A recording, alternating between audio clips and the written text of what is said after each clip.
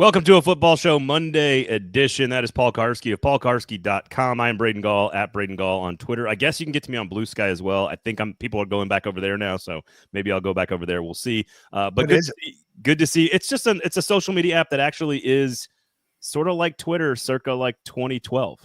It's actually kind of nice. Actually, you just you post. There's no videos, and you just can talk about what you want. It's great. There's no bots over there. It's wonderful. There's not a lot of people either, but that's neither here nor there. Another place to have to post. That's the annoyance.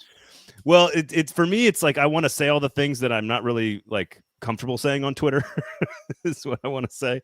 No, anyway, give us a follow. Check out paulkuharsky.com, of course, and Sinkers Beverages, as well as Shotgun, Willie's Barbecue. Lots of stuff with those two great local companies to talk to you guys about today. If you want to get into the comment section, please do. Predemption says, I wasn't sure if Kuharsky would make it back from LA and be back in the home studio. Good job by you. Yeah, fun to get the Well, I was going to wake up at 4:15. The valet told me that I had to call them at 4 to get my car at 4:30, which is ridiculous. But so 15 minutes is a lot of time if you're waking up at that hour. But I forced it, and then I slept on the 2 hours to Denver, which was a touch and go.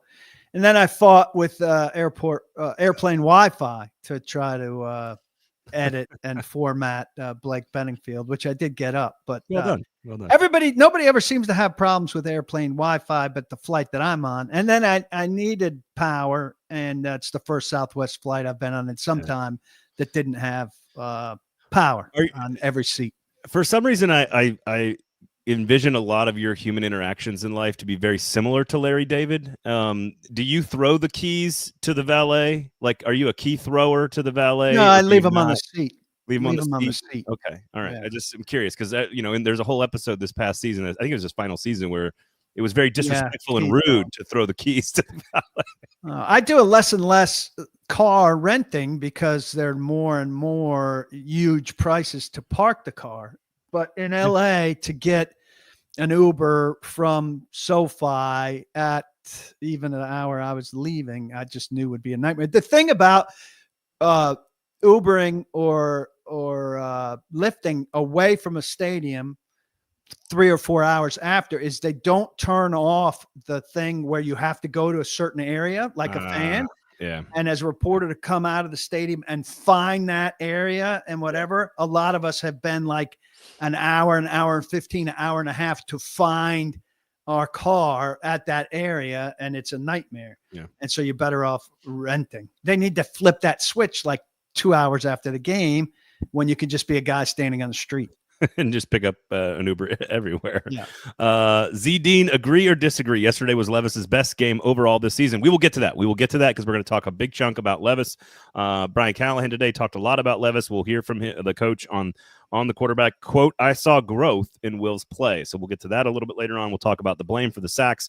We've got the referee conversation as well, of course, because one of the few things I total pet peeve of mine is fans blaming refs in general, media blaming refs, coaches blaming refs. However, it doesn't come without context that sometimes mistakes come at absolutely critical times, and that is worth discussing. So we'll get to that as well today.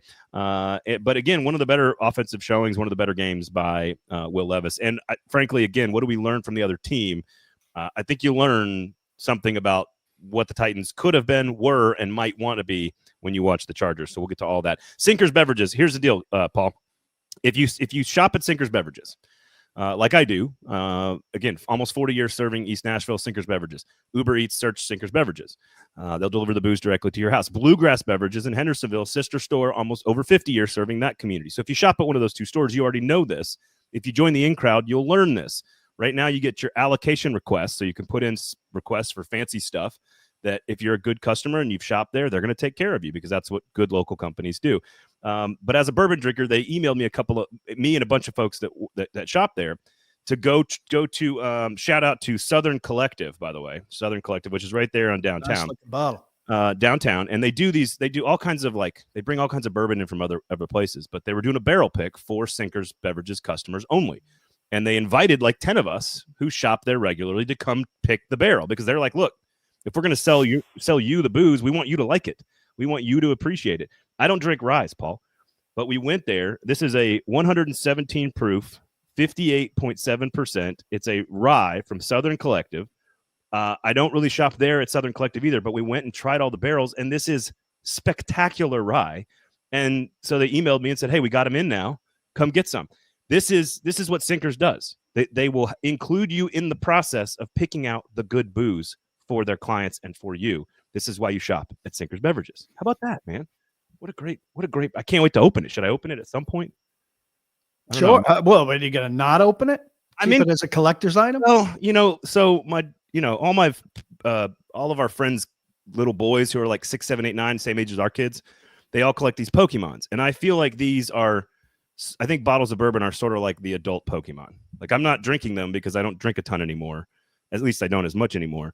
And I'm kind of in collection mode now with the brown water. So we'll see. Go to Sinkers Beverages and make sure you get your Thanksgiving needs taken care of at Shotgun Willie's Barbecue. That's SGWBBQ.com. You can order all the food you need for Thanksgiving. I've already done it. Can't wait. It's going to be great. It's going to be easy. Go check them out. Take this second Z Dean comment here. All right. Here we go. Outside of the advantage at quarterback, the Chargers are just the Titans with better coaching. That's a good place to start. Good place to start. I mean, there's a major pass rush differential over there. I don't have the depth chart in front of me, and I don't know the name. Samoan kind of name on the defensive line. You make your point, and I'll look it up. This guy was a terror. Yeah, he was in the middle of everything all the time. Who's the comparable Titan? There isn't one. Just on that alone, you're wrong. I mean, they have a young guy in the middle of the defensive line wreaking havoc on a snap-to-snap basis. It's probably a second, third round pick talent. And the Titans have no one comparable to that. So, I mean, they have better players at a lot of places. They looked at Kenneth Murray and said, this guy can't cover well enough for an inside linebacker. We've got to get rid of him. They got rid of him. The Titans took this guy and said, this is what we need. And they put him on the field, and Justin Herbert says, this is a guy I could pick apart. Let's get him in coverage situation. That's not the coaches did well to do that, but that's a talent judgment assessment that's made where the talent that the Chargers didn't want, the Titans did want. That's night and day. Are you talking about Puna Ford? Is that the one you're talking about? No, who are you talking about? Puna Ford was very good, but there's another one good, too. Yeah. If I step out of screen here, I can grab my bag and tell you.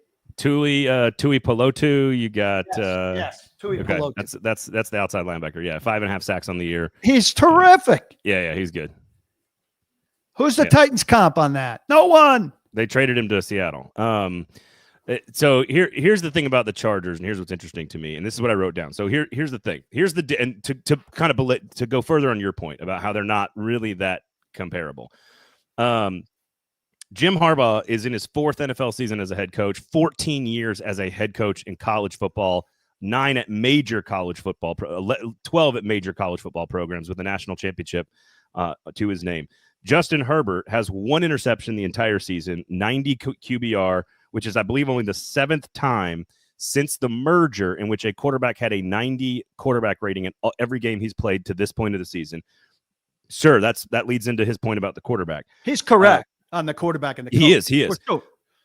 So those are the two about the quarterback and the coach. But here's the thing, to your point about the defense. This is just the 4th defense since 1990 to give up less than 20 points in every single game through 9 games. This is not a good defense in the NFL. And I think Brian Callahan said they were underrated today, I think, about the pass rush. And I know you've talked a lot about Mason Rudolph not facing better pass rushes, that Will Levis faced really good ones early, then it kind of lightened up, and now it's going to be pretty tough the next few weeks. And that's going to factor into 7 sacks with the offensive line. But keeping every team you play under 20 points, this is more than just good coaching and a good quarterback. Their special teams it's finely tuned. Everything, and this is a staple of a Harbaugh coached football team, which is what reminds me of Vrabel. Everything is attention to detail. Everything is buttoned up, and they may not be the most talented, and they may not be the highest flying, but they are going to wear you down, a la Alabama 2012, when Nick Saban was in his heyday, where they're just going to grind you out and sit on you the entire game until they have a 17-point lead in the fourth quarter. And you look up and you're like, man, we just got our asses kicked. The Chargers have not played good quarterbacks. I think ESPN ran the graphic last night of, they haven't played good teams. They haven't played good offenses, and they've got, I think, 4 in a row coming now. So we'll get a better assessment of them. But they're a far better football team than the Titans, and it goes beyond their quarterback and their head coach. Yeah, no, I agree. And so I came away thinking, again, I've covered Jim Harbaugh for a long, long time in college football, and it looks exactly the way a Jim Harbaugh coach football team should look, which is disciplined, physical, attention to detail, take advantage of your mistakes. So hypothetically, if you have a gunner who falls down and knocks down 3 of your players as a big mistake, they're going to be ready to take advantage of that. They pounce on you every chance they get, because that's what Jim Harbaugh does. It's relentless. And it doesn't mean they're the greatest team, but I look at the AFC, Paul, and I see, if you want to say Buffalo, you want to see Kansas City, and you want to say Houston, maybe Baltimore, like they might be a top 5 team in the AFC, maybe. Conceivably. I mean, the AFC has a lot more bad teams than we anticipated. I still think Cincinnati is, they might not turn out to have a good record, but they're a good team. They're good. Yeah, I agree. But I mean, Houston was, it's a devastating loss last night. God, talk about choking. And that's a talented team also, but it could do some damage in the playoffs, which they get an automatic entry into from being in this division. But there are a lot of bad teams, and the Titans certainly amongst them. Yep. So really well coached team with an offense that takes advantage of your mistakes, with a defense that takes advantage of your mistakes, and a special teams unit that takes advantage of your mistakes with a big return and a bunch of made field goals. So let's talk about the pass rush, though, in the offensive line, because this was Brian on. I know you have some other things you want to react to as far as Callahan goes on Monday. Here was Brian Callahan was asked about sort of whose fault is the sacks, and he's been asked this before, but you have 7 of them. I think you had 11 negative plays on Sunday. So here was the head coach's response. I'm hesitant to assign blame for sacks. I think I've said it before, that sacks are sort of an offensive problem. It's not one person. It's guys getting open, it's guys being available, it's blocking the guy in front of you, it's running backs, it's linemen, it's the quarterback getting the ball out. So ultimately, 7 sacks is far too many. 2 of them were outside of the pocket. One was on a naked bootleg, if you will, and then the other one was on a scramble. It wasn't really anybody open. You just throw it away. So there's 2 of them that you can knock down. But really, at the end of the day, have to do a better job protecting, blocking people in front of us. Have to do a better job getting the ball out when guys are available. And there's moments where Will could have done that. So it's a combination of all those things. And at the end of the day, it was too many against a front that I think is underrated. I think those guys did a good job, and we didn't do a good enough job in those moments. And everyone shared a little bit of blame for that. Right. So there you go. What'd you think of that? Well, I mean, nothing he says there's inaccurate, but Will Levis is held the ball too long, too often against what was coming at him. I think Easton Freeze maybe was a person I read that posted something semi-comical about, like, once a guy disappears behind you, you can't imagine that he's disappeared. He might have disappeared from your field of vision, but it's not like he's gone. He still has a presence. I thought that was like the multiverse, like clever. Yeah, he hasn't fallen off the edge of the flat Earth. So I think that's relevant. He held on to the ball too long, too often. On the right side of the line, as Callahan re-emphasized, and isn't getting better. Isaiah Prince, maybe he'll get a turn here, but you can't expect him to be substantially better. Against good fronts, they've got pass protection issues, and you add in a quarterback that holds on to it too long, and you're going to have days like this. They had an 8-sack day or early in the season in one of the first 3 games, I think, also. I think Levis was better. He didn't turn the ball over, and that's a good thing. But I thought Callahan, and I didn't hear it, I read it. But he praised the gunners and the Titans had a good day of punt coverage. I don't want to throw a parade for the Titans having a good day of punt coverage. I want the Titans to be able to cover punts. And, I don't want to throw a parade for Will Levis not turning the ball over. I want Will Levis to have, semi-regular day of not turning the ball over. So I'm not falling in on throwing parades for guys doing what they're expected to do. And if the Gunners are paired with, a kickoff coverage team that gives up a 56-yard return, I'm not going to pretend like it was some special teams victory day and a missed field goal. Well, it's that the problem. So we can get into special teams now, I guess, kind of get it out of the way, I suppose. It's that they just can't do the whole thing. Like first two games, you can't protect your punter. Well, then it's the next game, it's something else. It's the next game, it's something else. The next game, it's something else. And now it's kick return. And, oh, by the way, Nick Folk misses a field goal for the first time in the entire year. So it's just they can't put together the complete package on special teams. And I know that he has sort of answered every possible question about his special teams coaches. So I don't know what else he can say or what even needs to be asked about that. But at the end of the day, he's going to have to make a decision that this is either good enough and he's going to and Anderson's going to fix it, or it's not. They have not. I don't think. Have they played a single game in which they did not have a special teams issue crop up? Honestly, I'm sure they did, but I can't remember. I would think there had been at least a penalty. I'd have to go back and look, but I think I can't imagine that Colt Anderson's part of year 2 of Brian Callahan. I can't imagine that ownership would let that happen. I don't know how much of a hand the GM would have, and I would think he'd be strong voiced at least. I don't know if he will be. He should be. Brinker should be as well. Jim Schwartz told me in an interview at one point, he made a big mistake in thinking that his initial staff was his staff. And, a lot changes too, and who's available to you your first time through, who's under contract and who comes free. And you can make upgrades, even on guys that you may like. And the coaching loyalty issue is a big thing. That's been too big a thing in Nashville. You look at Fisher and Munchak and Malarkey. Many of them kept too many guys too long. And the friendship thing, I don't know how close Callahan is to Anderson. They were together for 4 years in Cincinnati, but they also need better special teams players, which is a bottom of the roster thing. And then Rand Carthon's in charge of the 53 and decided not to keep people like Hassan Haskins and Matthew Jackson, who were good special teams players and have been replaced by not as good special teams players. Yeah, I think first of all, the coaching loyalty thing is a problem up and down coaching ranks. It's college football, it's G5, it's Power 5, it's SEC, it's NFL, it's assistants, it's coordinators, it's head coaches. It's all that is a loyal to a fault is a title on your business card as a head coach in almost any level of football. So I agree with that. All right. Sinkers, beverages, and Shotgun Willie's barbecue. Let's talk referees here for a second. So I think this was a very hot debate in the media press corps today at Callahan's press conference. And I pulled into the parking lot, and Teresa Walker, God bless her, I love her, gets out of the car. Like she's going 100 miles an hour, as she tends to do. She's going 100 miles an hour about how, what a terrible call.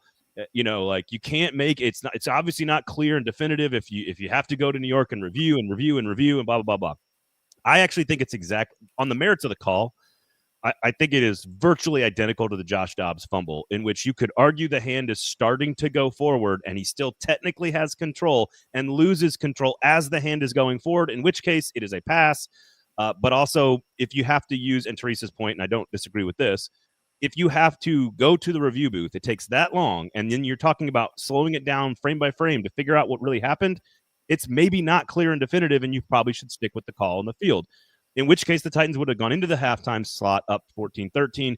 They then have one of their better second half starting drives of the entire season, where they go 11 plays down the field. They end up settling for a field goal. That's all given away, of course, by the mistake on special teams the very next play when the Chargers go all the way back down the field and score a touchdown. I don't think it had an impact on the outcome of the game, but I understand fans' point about all the things I just said. I'm not going to get to the conspiracy theories yet, but just on the merits of the call being highly questionable and therefore should not have been overturned, do you think the Titans have a different second half? Like, they called a lot of run plays. Like, you would think that if they were in a game, that changes the way they call plays. We want to see Tony Pollard in the second half. All the things we've said.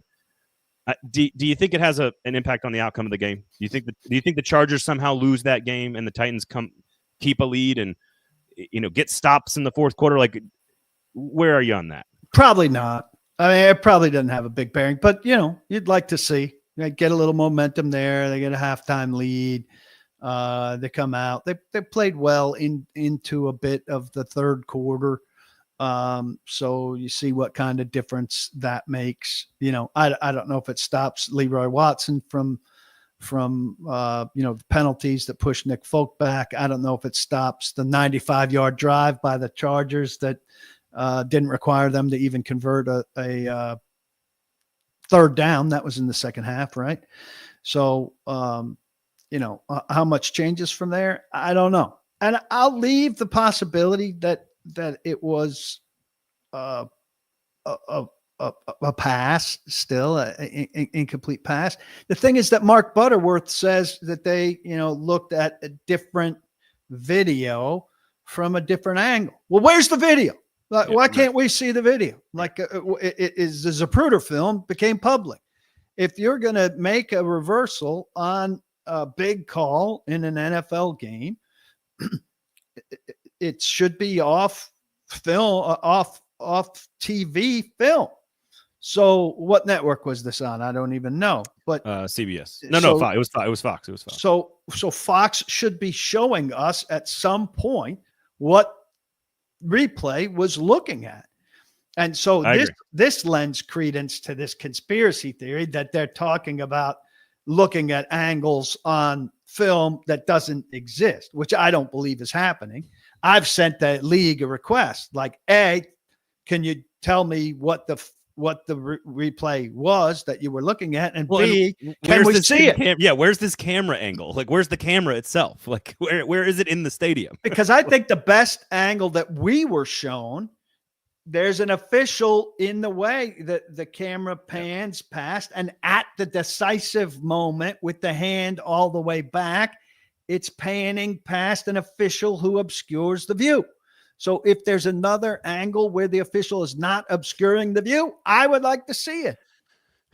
No, I agree. We all would like to see it. I agree with your point, and I have no problem with fans saying, "Look, that could have changed how the second half unfolded. If the Titans go into halftime with a 1-point lead, and then they get the ball in the second half, they come out and they score like they did." Now, to be fair, this was the second worst defensive game they played the entire season, based on expected points and all those metrics. Just a really bad defensive game in general. And they, on offense, while it was the best offensive game they played based on expected points the entire season. And we'll get to how good Levis was or wasn't. Their possessions after that field goal to start the second half, 5 plays, 8 yards punt, 5 plays, 3 yards punt. That's it. I think there was like a snap at the end of the game, but they didn't do anything with the opportunities that were given. Again, I know a football game is a bunch of tethered points and plays that you can't really say that once you do one, the other ones change. I get all of that. Like a choose your own adventure kind of thing. First of all, backing up, exceptional play by Jeffrey Simmons, and a really, really impressive job by Roger McCreary to sort of like swerve out to get himself an angle and pick it up going full speed and then cut back and get into the end zone. Very good play all around. Great play by those two players. So I want to say that. But I want to you and I talk Occam's razor a lot, where the most logical explanation is probably the explanation, generally speaking. The idea, because I heard this in the Titans press room as well, and I'm not going to mention who said it, but I was just like, what? And this person was like, man, because Teresa was on a heater. she was on a heater. I'm glad I was on a flight. And somebody else was in there just going like, yeah, well, you know what it is? It's an NFL team in the playoffs with a playoff record. And as soon as the other team gets a lead, they're going to do something to make sure that playoff team gets the thing. And I just was like, it felt almost tongue in cheek. And I know who you're talking about, and he doesn't do tongue in cheek. And no, he doesn't. And I was just like, think about it could be a terrible call. It could be a missed call. It could be a call that the office missed, the replay office missed, all the officials on the field missed. It might have been the right call too, by the way, just pointing that out.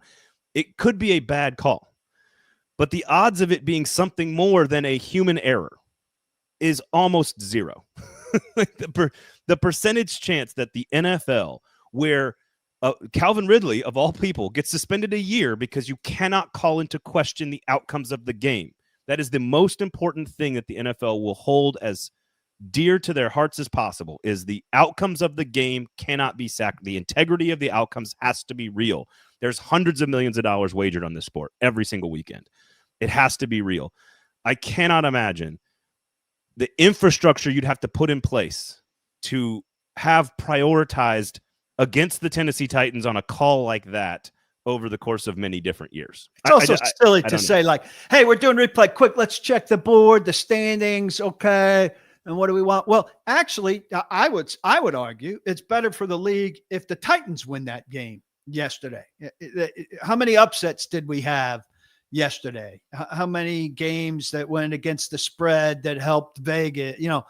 Let's put those permutations into it. And it wouldn't have guaranteed a win. It would have been a closer score at halftime, which makes for more entertaining.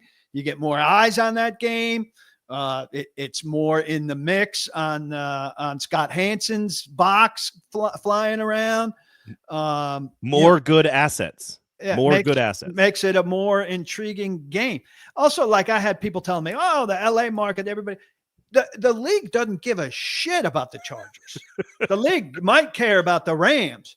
There were less, by percentage, there were less people in SoFi Stadium for that game than there have been for any Tennessee Titans game at Nissan Stadium this year. I think that's a fair judgment. Go look, anybody that's curious, at the picture I sent out at the national anthem. I've got it on right now, looking in the fourth quarter, and they just took a lead. It's like, it does look like the upper deck is pretty sparse, actually. The Chargers are not some big popular team. The Chargers are not a team with a national following.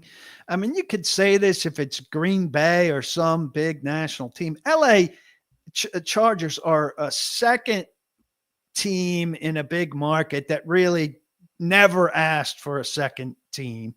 The Spanos family is looked at around the league probably like the Adams family in terms of ownership status. So to think that the league is doing the Chargers some favor, I think is kind of silly. Now, you can look at it and go back to Josh Dobbs and say, there's two in a relatively short amount of time, one that was real high stakes, that have gone against the Titans. And you're right. They're due for one. But the opposite call, right? And that's maybe where the conspiracy theorists come in, right? It was Dobbs's hand was not going forward. It was a fumble. This one was the opposite, right? So they look like carbon copies from like a handball control timing element. And the calls were opposite. They both go against the same team. I understand the frustrations on that. Look, here's the other thing I'll say. I don't think the league is obsessed with getting it right. I think the league likes that part of the Monday conversation around the league from people like us is about this stuff. It's part of the NFL culture that we talk about. Hey, look at that amazing play. Look at this amazing guy. Look at this GOAT of the game. Look at what this upset did to the standings. Look at this terrible injury, and look at this controversial call. And they don't mind at all. They don't give one shit that that's on the list of things that's discussed. I think they think it's part of the menu. Yeah, and honestly, as a fan and a medium in recovering football my entire career, like, human mistakes are baked into the sport in every shape: coaching, media, players, and referees. And it is just, unless we've got like Major League Baseball, where like the umpire just doesn't have a job and he just gets the AI is deciding what's a ball and a strike. Like until we put sensors in the ball, which we could do. We do it for tennis and soccer, where in soccer we know exactly where the ball is at all times. We could put sensors in that football and make it exact. But baseball and football have decided we don't want that. We want a little bit of human element, which leads to mistakes, not conspiracy theories. Like mistakes are easy. Conspiracy theories are hard. One clarification people are having trouble with too. They say, oh, they're showing us the LA command center and the decisions made in LA. So it's LA biased. Well, the LA command center is Fox. That's where the Fox network is. That's where the video's coming from. But that's not where the decision was made. The decision was made in New York, which is where the NFL is based. So if you want to say New York has some bias for LA, go ahead. It makes a lot less sense. Fox happens to be based in LA. Yeah. And that, so that's a different thing. And again, Fox cares more about the Rams. I don't, in big markets, I don't think they have a thing for the Chargers. And I don't think Fox wants good storylines and interesting stuff. I don't think they care about the color of the uniform or any of that until you get to, the NFC Championship game. High level. Yeah. Cody says they don't care because they know we will watch again next week. There you go. That's exactly right. Predemption says hockey needs the sensor in the puck too. I would agree with that. Trevor says thought they tried it, the sensor thing in the preseason, and I don't remember that. But ultimately we can discuss the merits of like, again, umpires having AI and computers and sensors deciding balls and strikes. We could have spotting the football is the most inexact science. I actually think referees do an extraordinary job. Unbelievable. Spotting the football with where like a guy's eyeballs. hips drop, where a quarterback sliding drops his hips and they spot that well. That's fantastic. And a chip in the football does nothing to help with this call. No, it does not. But again, they have decided, and I'm assuming this is the ownership structure and dynamics better than I do. I would assume it's voted on by a group of owners that want to implement a new rule or a new thing or a new element to the game. And until the fans are calling for that, they're not going to do it. And again, even baseball fans are like, no. We like the imperfections. We like a little bit of the imperfections and the human element. And as long as that's part of the game, this is what's going to happen. I understand the argument that it should never have been overturned because it wasn't clear and obvious if you've got to go to some secret double angle that only New York has. I agree with that point. And if you're a Titans fan and upset about that, be upset about that. Did it affect the outcome of the game? Not in my opinion. I think complaining, but maybe. You don't know how the game unfolds from there. Right. Exactly. Is it a huge call? Absolutely. Were the Chargers the significantly better football team on Sunday? Absolutely. They were. So again, all of that to be said, like the odds of there being a conspiracy theory with the college football playoff committee or the NFL and referees or any of this other stuff, like it's just the odds of it are astronomically low versus the odds of a human making a mistake being very, very high. That's all. Everybody wants a conspiracy because it helps them understand something they don't understand. All right. Seekers Beverages and Shotgun Willie's Barbecue. No conspiracies there. Just flat out great booze, great products, great services, and great barbecue. If you go to Shotgun Willie's Barbecue, make sure you check out their Thanksgiving dinner plans. You can go to the website, sgwbbq.com. And you can order your entire Thanksgiving meal right there. You can pick it up on Wednesday, the day before Thanksgiving. They'll have all the heating instructions for you. It'll already be prepared and cooked. It'll come in like serving trays and everything. So can't wait. I got my brisket. I got my turkey. I got my green beans. I got my jalapeno cornbread. I got the whole deal ready to roll for Thanksgiving. Can't wait to take care of it. All right, let's talk Levis here because by point of fact, it was probably Will Levis's best football game of the season, and coming off of missing time and an injury and getting sacked 7 times, although some of them are his fault, that's a pretty good development for Titans fans if you are in favor of Levis becoming the guy. Here was Brian Callahan. I think this was Sam Phelan asking the question about, do you want the quarterback? Because Callahan has talked a lot about being okay with the mundane and the boring. He'll talk about that a little bit more here. But it's sort of, do you want a quarterback where you have to pull the leash and who's too aggressive, or do you want a quarterback who's not aggressive enough? What do you kind of want? And this was his answer and commentary on Levis's performance on Sunday. Yeah, absolutely. You're gonna excuse me. You're gonna miss throws and you're gonna miss opportunities, and that's just how it goes. You're not gonna hit every one of them.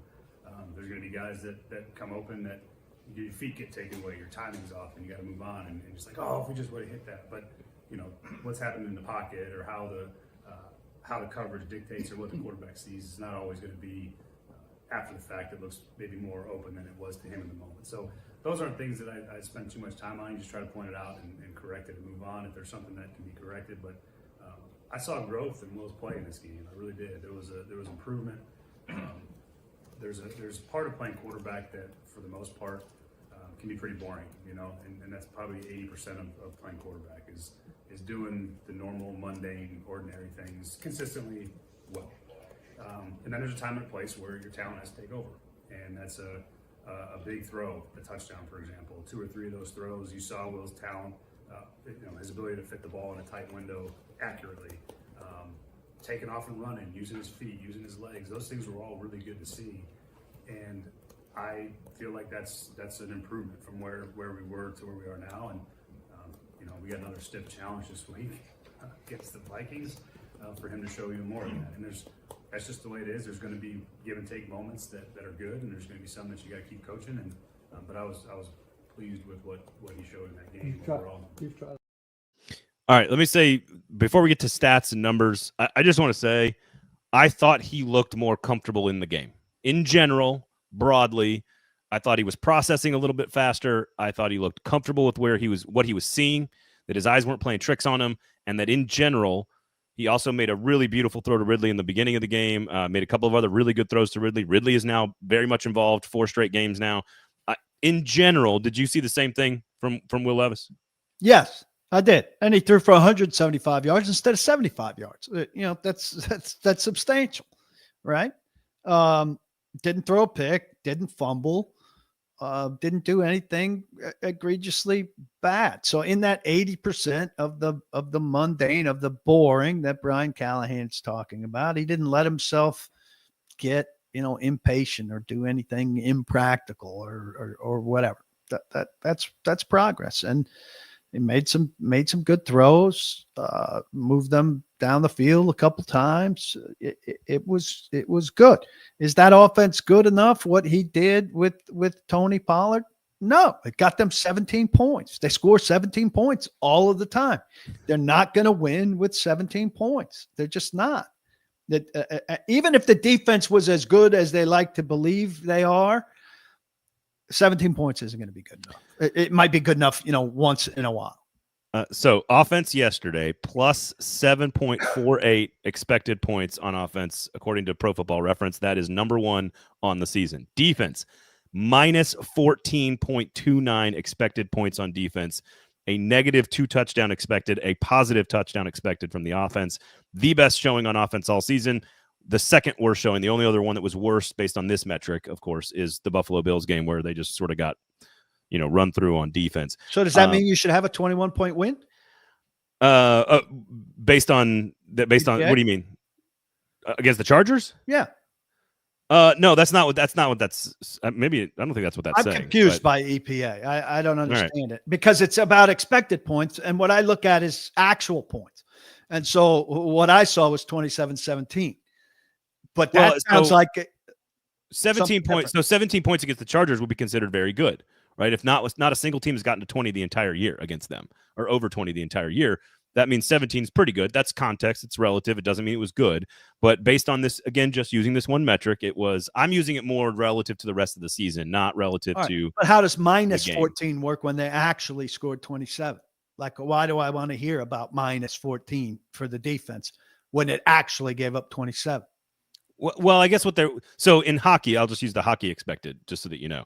Because hockey is much harder to analyze from a control standpoint, right? Soccer is the same way. It's very nebulous. It's very vague in terms of control. Hey, we're in the attacking third or we're in the offensive zone. What that means is if they played well enough to give up 13 points is how I'm reading that. Now, maybe we need to clarify this, but when you see an XG, which is expected goals, right, you'll see a game go, hey, the Predators had a 4.0 expected goals, but they only scored 2. That means they carried play. They were in the offensive zone. They had high danger chances. They were giving themselves opportunities. That makes more sense to me. And then luck. Sometimes it's luck. Sometimes it's referees. Sometimes it's a mistake that can change that. Honestly, with that minus, it's the other way around. Actually, it's the minus 14 is that they actually probably should have given up more points, right? It should have given up 40 points. Is maybe what that's supposed to be telling us. So I'll double check that and I'll look into it. What that exactly means. But relative to the other, just using the same metric for all 9 Titans games, relatively speaking to the Titans' performance, that was their second worst defensive game and their best offensive game. Again, just using this particular metric. Will Levis, 127.4, number 1 on the season in terms of quarterback rating, number 3 in his entire career. You can guess Atlanta is number 1, his very first game. I thought, again, this is a weird way to quantify this, but the game looked slower for him. And for it to be coming off of not playing, for it to be on the road against a very good pass rush where clearly he's getting pressured behind an offensive line that doesn't now have Cushenberry on it, I think that is a positive development. I agree with Brian Callahan. Quote, I saw growth in Will's play. Does that mean it's going to take root and grow again next week? I don't know. I thought also it took a couple bangs on the shoulder. I agree with that. And, I asked him about that and he said, well, you don't know until tomorrow morning. So, we don't get a report on how he's doing this morning. We'll see what he does on Wednesday. A couple of them were sack related and unavoidable. A couple of them were, I thought, avoidable. And I don't love it. I don't love that. A couple of them on the shoulder. Like one of the sacks was on the shoulder. The other one where he scrambled to the right, and it like right before going out of bounds, he like tries to go forward. It's like, dude, just go out of bounds. Yes. Ironically, the 3 different run plays that I think 2 of which were designed where they got pretty good chunk plays out of the deal. He didn't take big shots on those 3. Ironically, no. And I thought they did well running him. That was a nice. Yeah. Nice addition to what they're doing. And he rolled a lot. I'm sure that was game plan specific, but when you see some success with the game plan specific stuff, put it into the next game plan. To what degree you're comfortable with it against what Minnesota does. Z Dean agrees the design runs were a nice changeup. I tend to agree with that, although they did have a couple of good ones with Levis early in the season. Not many, but like once a game, they would have a nice one in there. I think, look, having Spears back as a backup, because Pollard does, while he has been the better player and needs to get the touches, he does kind of have a period of time in every game where he's missing a few plays because he's hurt. So having Spears back healthy is important there. I disagree with the Spears thing. I don't get the Spears thing. I think Pollard's been the better player consistently, and I'd be all for Pollard getting 22 touches a game and Spears getting crumbs. Spears did well yesterday, 7 for 47 with 6.7, but he went into that game averaging 3.5, and I hadn't seen anything from him this year that I don't get all this glow about Spears when Pollard is significantly better this season. Well, and that's not just to be clear, that's not what I was doing. I'm saying it's a positive development because my observation is that Tony Pollard needs to get all the carries, but every single game, it seems like he's getting a small injury somewhere. Now, he always works out fine and he's okay and he comes back and plays the next week, but it's good to have a quality professional athlete backup that can come in and help you in those situations. Well, if you're putting him in when he hurts his ankle and he needs a series or a half a series off, that's fine. Yeah. If the design is like they keep talking about, we've got to get the ball to Spears. I don't understand it because Pollard's better.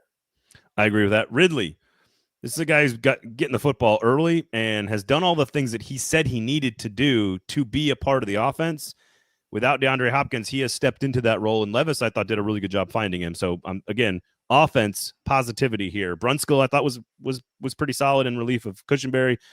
Still major questions with Watson and some other spots, but I think there's plenty of if we're talking relatively speaking here, Paul, which is a 2-7 football team with a question at quarterback and a first-year head coach and an offensive line that's like all these context points.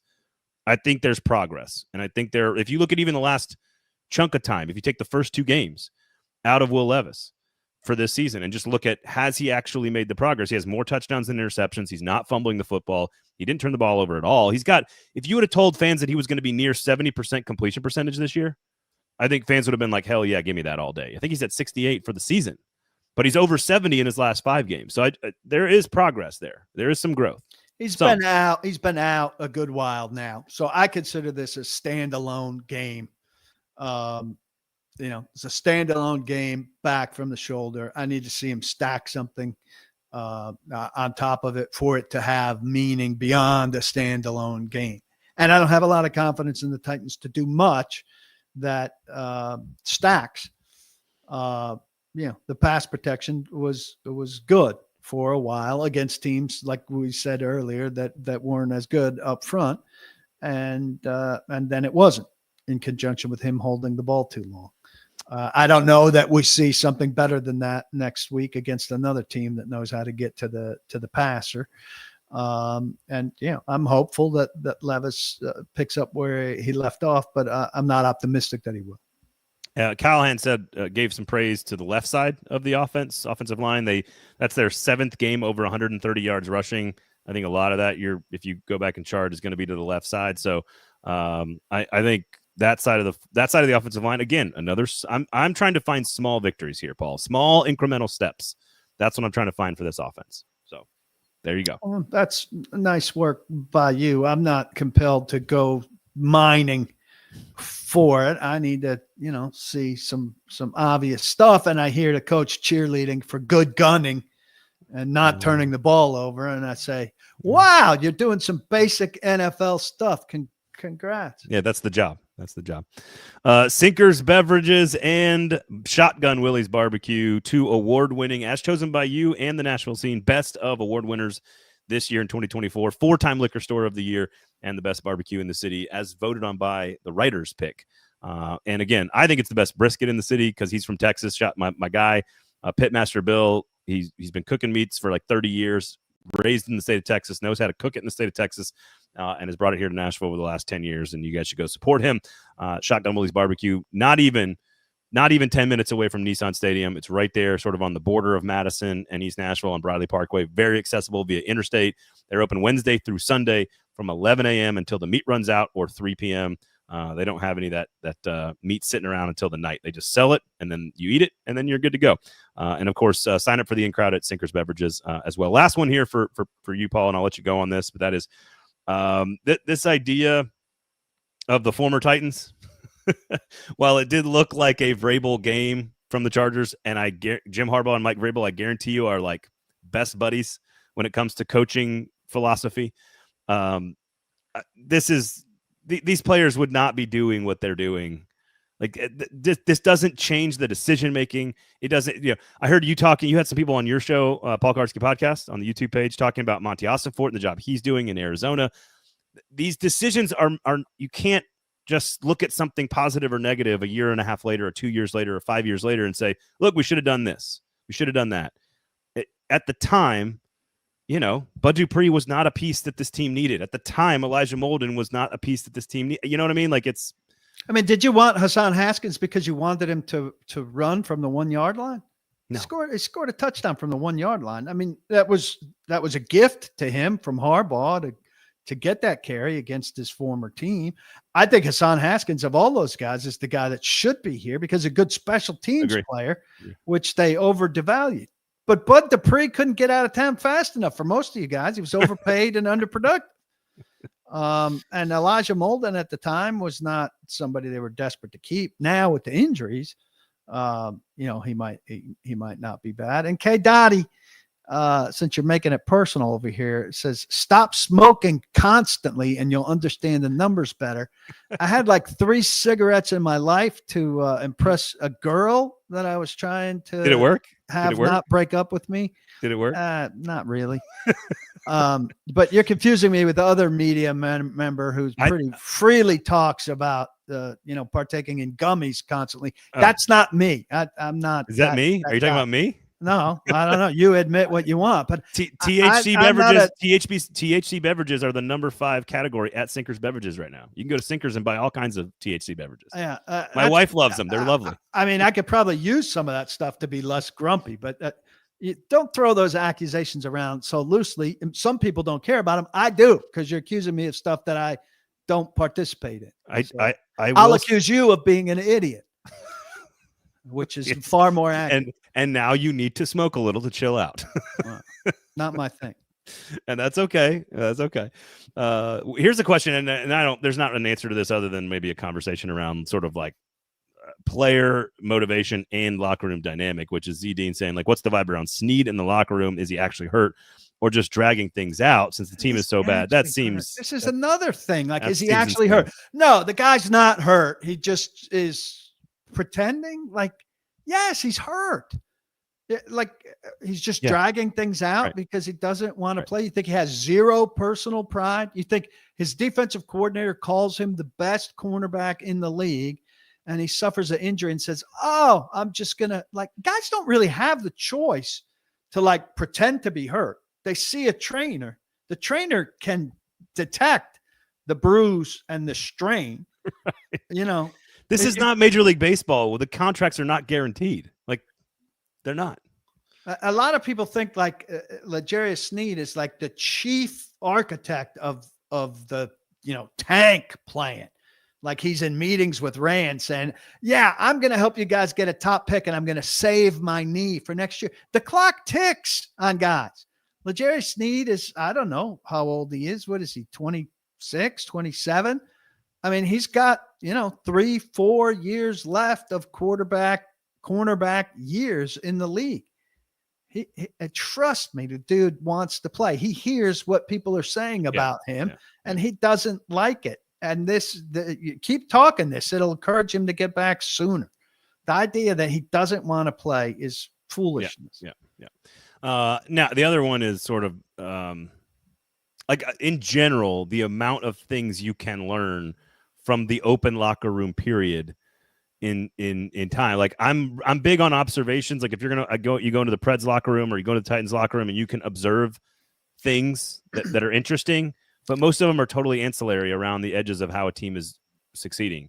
You cannot really learn a lot about the large scale dynamics inside, whether it's success or failure inside of a locker room. You could talk to an individual player about a specific thing, and that's what would a vibe around the guy be like? Would people be ignoring L'Jarius Sneed, or would they be paying extra attention to him? Like, well, even you like have to understand, a guy's friends with all of the people in his position group, especially. So what they're doing in the locker room is hanging out. But what L'Jarius Sneed has been doing during open locker room time is not being there because he's busy with the trainers rehab. So I don't know what a vibe around the guy means, but B, there is none because he's in the time that we are in there, he's with trainers and he's not in the locker room. Well, and honestly, just like a coach's connection with the locker room or the offense's connection with the defense, or, how there's all different types of things that people like to kind of gravitate towards as, hey, I'm concerned about the coach losing the locker room, or is the defense upset with the offense, or there's all different types of interpersonal dynamics that can develop, of which you get very little insight in the 40 minutes that you're walking around in the locker room. Like, you just don't, which people think makes that less valuable for us to be in there. I mean, those things just are not. I think to a lot of players, they're not apparent. Like, you could ask a player after season when it comes out later that such and such was happening. You could talk to a lot of players that weren't involved in it, and they'd say, "I had no idea that was going on." Didn't that happen with the Titans last year when Derrick Henry and Jeffrey Simmons were like, "Yeah, we didn't know this was," and I'm not saying they don't. Maybe that's like their outward presentation of the information, but like there was, I recall. Am I wrong on that? That Derrick Henry was like, again, the Vrabel guys were like, "Yeah, everything's been fine. The relationship is good. We still learn from him." Like, wasn't that how? Oh, well, they didn't know he was on his way out, right? No. They didn't know. Yeah. Well, nobody knew. Vrabel didn't know. Ernest Jones was in this building when he got traded. Like, yeah, like these guys don't know. And so again, you can find it. Like, if you have a specific incident or story, a lot of times at the beginning of the summer, I'll talk to players and just talk to them about their college team, because it's a good way to break the ice, get to know somebody, and sort of like, hey, I know Nick Westbrook-Akine is having a really good year because his team is 10-0 for the first time in history. So like you can talk to somebody about specifics, but it's very difficult to sort of gauge large scale positives or negatives from this, because they're all professionals there to do a job. So Cody says all fans are idiots, no hard feelings, Paul. That's not true. Most of you are very smart, but occasionally we all say silly things. Well, most of them aren't accusing me of doing shit that I'm not doing without any basis. That's true. You're a different kind of idiot, I would argue. Okay. All right. I think he was just having fun in the comment section, Paul. It's okay. Well, okay. have fun. Don't be stupid. What do you I'm got? I'm not backing down. You don't have to. I don't have anything coming up except Mike Herndon tomorrow. I did not have. I don't know if you read what I wrote from SoFi Stadium. It was not. I don't know. It was just weird, and it didn't give me much to spin forward off of. So I will be mining when I get back. I may take a look at all of these teams that were bad last year and how they've done in comparison to the Titans, because the Chargers have what surpassed what they did last year in the win total with 8 games left, and the Titans very clearly are not going to reach what they did last year. I think it's the best start in 6 or 7 seasons for the Chargers. So you can turn it around with a new coach. You know, they had all the pieces in place. Titans don't have that necessarily, but that is a very well-coached team. I think they're one of the better teams in the AFC. So we'll see. But progress for the Titans on offense, we'll see, hopefully. You go to paulkuharsky.com. You got the Paul Kuharsky Pod on Thursdays. Myself, Nick Suss, on this show, a football show brought to you by Sinkers and Shotgun Willie's Barbecue on Thursday morning. We got the Gold Standard covering the Nashville Predators every Wednesday. Lower Broad Hockey covering the team on Substack. We got SEC Football Live. We got Lamestream Sports. We got Pod Bless Nashville. We got all kinds of stuff covering what's going on in the city of Nashville, mostly in sports. So other than that, at Paul Kuharsky NFL on the Twitter machine, if you want to get to him there, you can get to me at Braden Gall as well. And if you want to come hang out on Blue Sky and like pretend it's Twitter, I'll be there. I think I'm going to try it out. I'm trying a new diet of social media. So I'm going to be over there this week, maybe next week. Come see me and hang out. Other than that, Paul, let me know how that goes. I will. Echo chamber over there. I don't know. Sometimes an echo chamber is good. You know what I mean? Like sometimes you want one of those. It's nice, like warm water, like a nice, you just climb on into the hot tub. All right. Anyway, for Paul, I am Braden, and the comment section. Thank you guys for hanging out. Rate, review, subscribe, share, notifications, thumbs up, all that great stuff. Have a good one, everybody. We will talk to you guys later this week.